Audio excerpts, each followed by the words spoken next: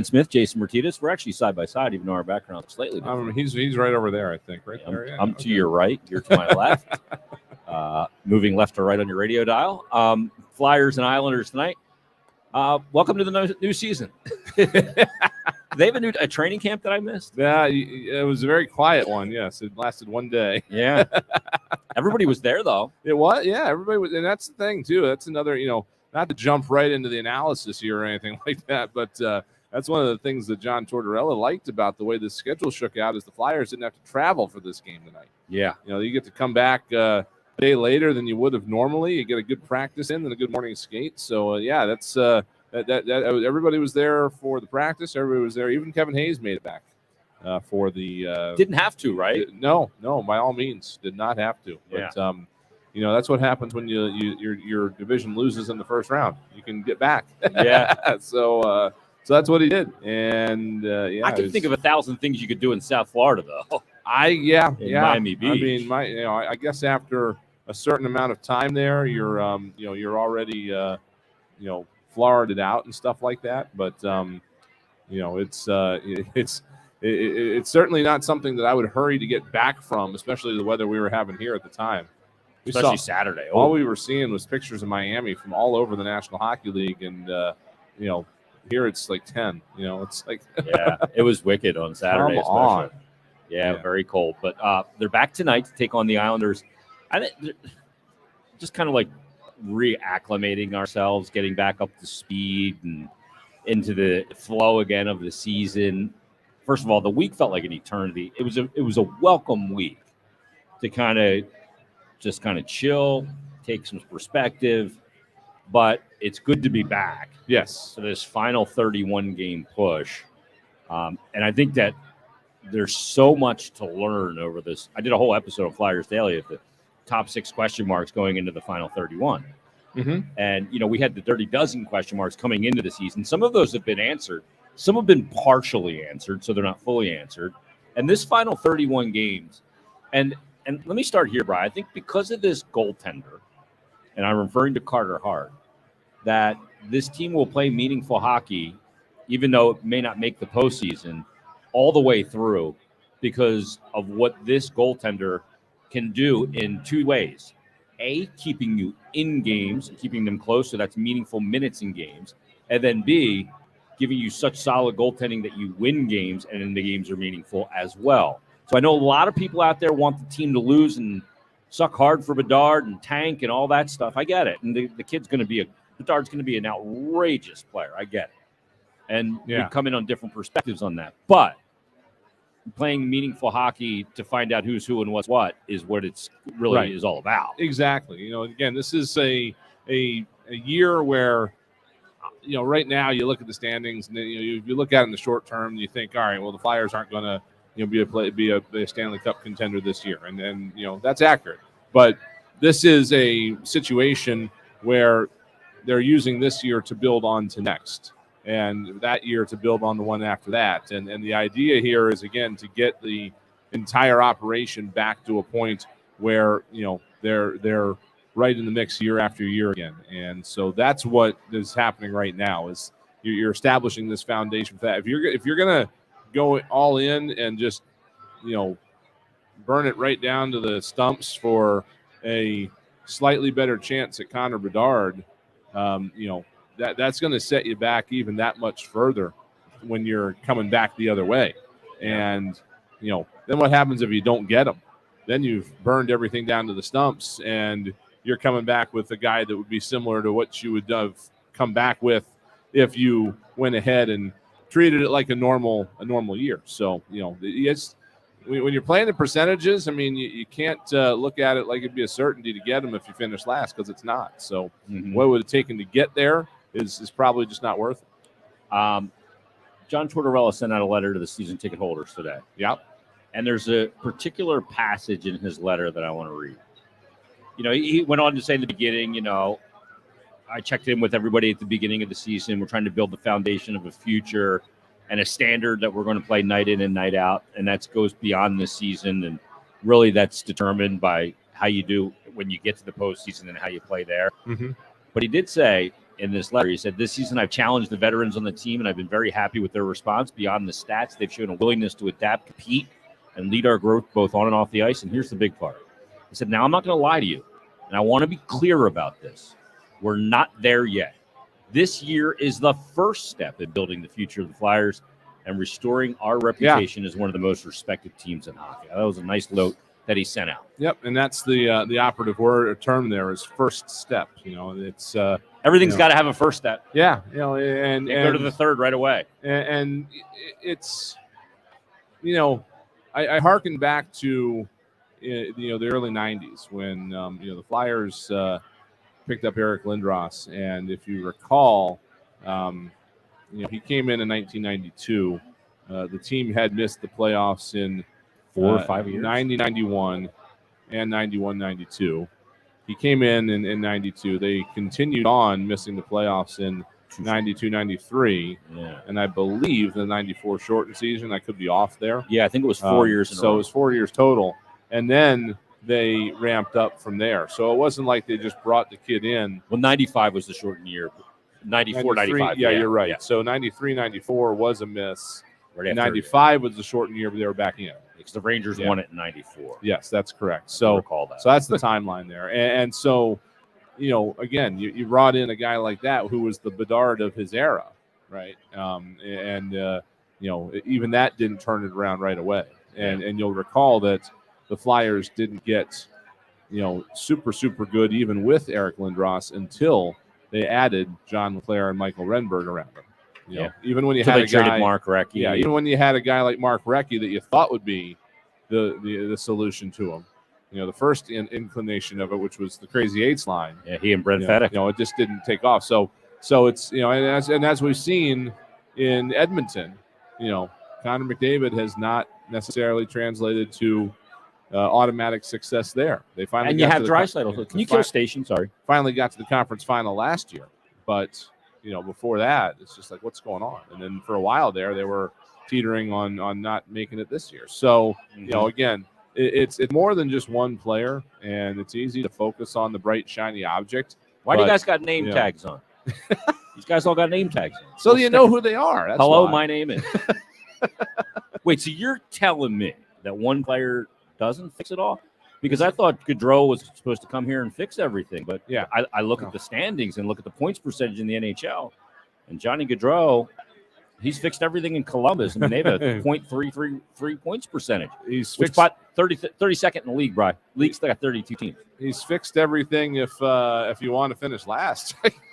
If you want to get Connor Bedard, maybe that's what people were talking about. The long view. No, I mean, he's a great player. He is. And again, the one thing that you have to keep in mind is this is not the NBA. You cannot add one player and suddenly go from worst to first. Even there, you can't. You can't win with just one player.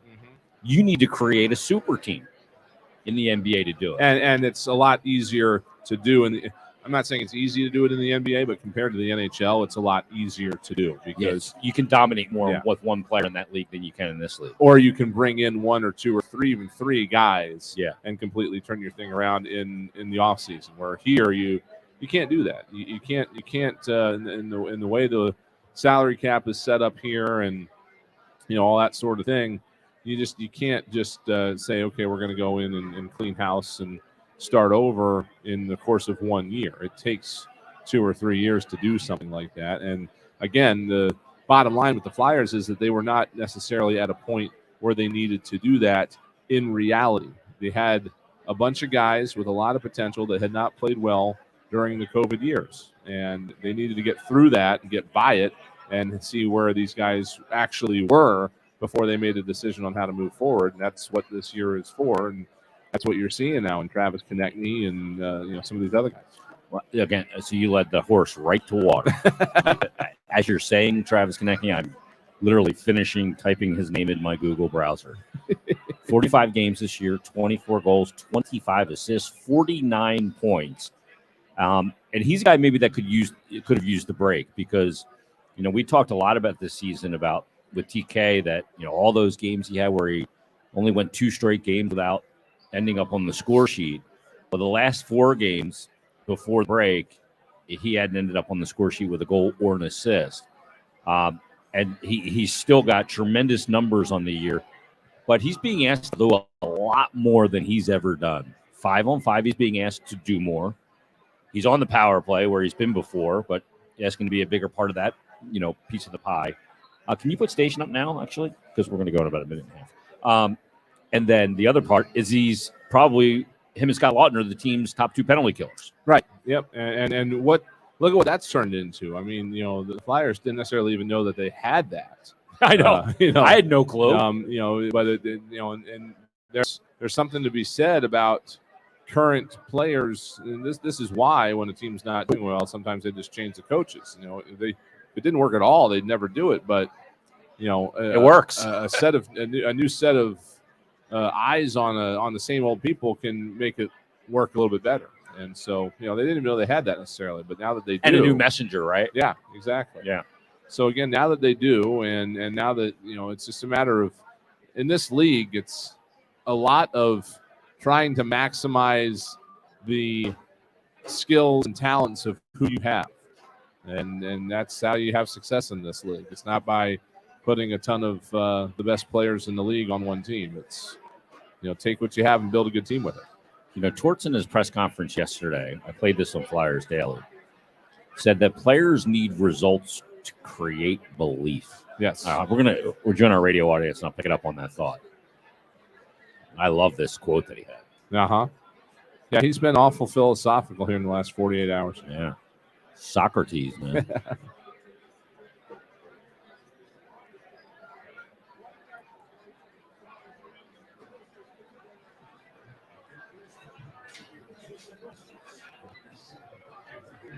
Live at the East Food Hall, it is Flyers Game Day, brought to you by Betway. Brian Smith, Jason Myrtetus. Flyers and Islanders tonight. And Brian and I were just doing the streaming show and talking about John Tortorella's press conference yesterday, Brian, where we kind of left it, and I'll bring the audience here on the radio side in on this. Torts yesterday talked about, he was asked by Gianna Hahn about, the team's identity. And he said, I think for players, they need a result to establish a belief, and a belief can bring the identity. And I think we're starting to see those foundational blocks of identity now. Now, they got 31 games remaining. It was one of the big, 6 questions for the final 31 games that I did on Flyers Daily is, does the resilience and standard play 82 games? Because they've gotten through 51, and I think that they have done that. You get the deadline, you may lose a few guys. How does that affect the room and affect the results? Does it go the full 82 is the question. And he kind of answered that today, actually. Mm-hmm. And I don't know if this is an intentional follow-up question or not, but, it's pointed out to him that the Flyers restart here 6 points out of a playoff spot. And, does that affect anything? And essentially said he said it can't. And he doesn't even look at this coming up here. We come back into it. Didn't look at this as a 4-game homestand. He looks at it as one game. That's tonight's against game. The Islanders. Yeah. And along that same line, that kind of focus is what they are going to make sure that they try to keep here as they go into the second half of the season. It's not going to be about, trying to do things at all costs in order to get enough points to get into a playoff spot. It's going to be continuing to do the deliberate and, overall, the method that's gotten them to this point. And if continuing to do that gets them enough points to get into the playoffs, well, that's great.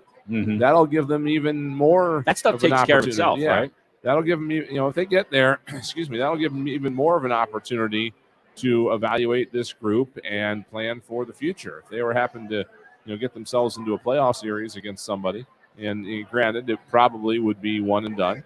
Boston would be tough. But again, it's not going to, the difference between, I don't have them in front of me, but the difference between, the 12th slot in the lottery and, the first playoff spot outside the lottery, it's probably like, 3%, something like that. It's points just, percentage. I mean, you're out of the lottery, obviously, but just in terms of moving up, it's once everybody shakes in there, I mean, it's you're talking about 3 positions maybe that you would lose, and that's to a good team and a draft like this one. that's not something that's really going to be a make or break situation for you. So, we'll see what happens. But they have no intention of trying to chase playoff positioning. They have no intention of changing the philosophy here to try to jump up the standings. It's just going to be doing the same thing they've been doing all season. And, again, if it results in enough points to get there, so be it. You know how we have those meetings a lot of times before games with John Tortorella? Yes. Yeah. We call it a broadcasters meeting. We'll have a little meeting with them. We'll ask them some questions. If I said to them, I said, Torch, you got 31 games left. If you guys go 20-11, some combination thereof, how would you feel about your chances at the postseason? What do you think you'd do? I think he'd punch me. Yeah. He would stare at you for a minute. Yeah, I think he'd hit me. I think we'd come to blows. He'd be like, you've been around me long enough to know that I can't worry about 31 games right now. Yep. I got a game in less than 2 hours. That's all. I'm worried about the first period. You want to talk about 31 cumulative games? I think I get a set of knucks right to the head. The furthest thing they do in that regard is they will set their segments. This is a common way for an NHL staff to approach a season. You can't sit there at the beginning of the year and say, okay, here's game one. By game 82, we're going to be in the playoffs. No, they break it up into segments. Bite-sized pieces. Yeah, Peter Laviolette used to do 10-game segments. I don't know what this group does. AV was an 8-game guy. Yep. I don't know if this group does 5 or 10 or something in between. But basically what they do is they say, all right, here we go. We're going to start tonight. I guarantee you there's a new segment starting tonight. Yep. And let's just say it's 8 games. It's the 4 games in the homestand and the 4 games on the road trip. Yeah. They are going to establish a goal, perhaps. Well, this is the way. I don't even know if they do this with this group, but in a normal year, the goal would be, okay, we got 8 games coming up here, 4 at home, 4 on the road. 16 possible points. 16 possible points. We want to get 12. Yep. Or we want to get 10. Or whatever, what have you, and they'll adjust it they'll adjust the expectations based on who they're playing. Yep. If you're playing 8 games and 2 of them are against Boston and you got a Tampa or whatever, they might say, okay, the goal's 10. We want to get through this with 10 points. Yeah, not every opponent is created equal, and they'll also look at, hey, when are we playing the opponent? Yeah. Are we playing them when they're on a back-to-back and we're not? Mm-hmm. Exactly. It's weighted that way as well. So, with this group, I couldn't even say for sure if they're even looking ahead to, this is how many points we want to get in this segment, or if they're just using that to evaluate. They could just be using that to evaluate, how guys play in a given segment. Because, again, you can't look at it. It's worthless right now to look at, let's try to come up with an example here. Like, if you look at, like everybody says Travis Konechny should be an all-star, right? Well, everybody was saying that based on, instead of Kevin Hayes, everybody was saying that based on a 10-game segment where he had 20 points. Before that 10-game segment, Kevin Hayes actually had better numbers. So that's why you look at these segments and stuff, because if a player had a really bad October or a really bad November, and then he comes out in January and has a really good January, well, you need to evaluate the January probably more than you do the November. It's more the more recent stuff is There's a recency idea. bias. Yeah, like the Flyers defense in general, they are closer to what they were in November than they were in October when they were giving up 70 shot attempts a game, stuff like that. So that's why you do those things. All right, let me give you the line combinations for tonight. According to warm-ups here today, these come from Gianna Hahn tonight. And it is Lawton, Van Riemsdyk, and Konechny. I don't know if that's a top line. That's how it's listed. They took the first line run. Yeah, somebody's got to go first. Right? Yeah. Cates, Hayes, and Tippett. And Torch talked about they likes Tippett with Hayes and Cates. Then he's got Frost, Farabee, and Allison. Wade Allison is going to play the wing. He was at center this morning, or yesterday, I guess it was. They didn't know if he was going to be cleared to play tonight, but Allie is going to go. Then Patrick Brown, Delaurier, and Bellows. And then your D pairs, and there's something I'm really happy about here. I'm going to give you the 3 D pairs. I want you to tell me what I'm happy about. York and Provorov, Sanheim and Ristolainen, and Sealer and D'Angelo. What am I happy about? York on the right? Nope. No? Nope. Try again. It is Sanheim and Ristolainen. Sanheim and Risto, okay. Yep, because I think Sanheim and D'Angelo did not work because for some reason, I don't think Sandy felt comfortable jumping up in the play and joining in on rushes with D'Angelo as his partner. I wouldn't either. I wouldn't either. Exactly. That was a wise choice. But the Flyers need that element of Sanheim's game. His wheels are his biggest weapon as a player in being able to lead and join rushes. And we've seen that sparingly this season, but we've also seen him play with Ristolainen sparingly this season. Risto's been better defending. So that's something I'm looking at in tonight's game, and I hope that those two play well because I hope that those two can stay together. Yes. Because I want that element back in the team game of Sanheim being able to just like you put together your forward lines to complement each other. That's where Cates goes well with Hayes. Yep, that's the same sort of situation. Bingo. All right, Tim Saunders, Steve Coates, they are here and in the house, and they've got the countdown to face-off between the Flyers and the Islanders, followed by all the first period action, so stay tuned for that. You've been listening to Flyers Game Day, which is brought to you by Betway. Brian Smith, Jason Myrtetus. We're back at the intermission. Everybody enjoy your first period of hockey right here on the Flyers Broadcast Network.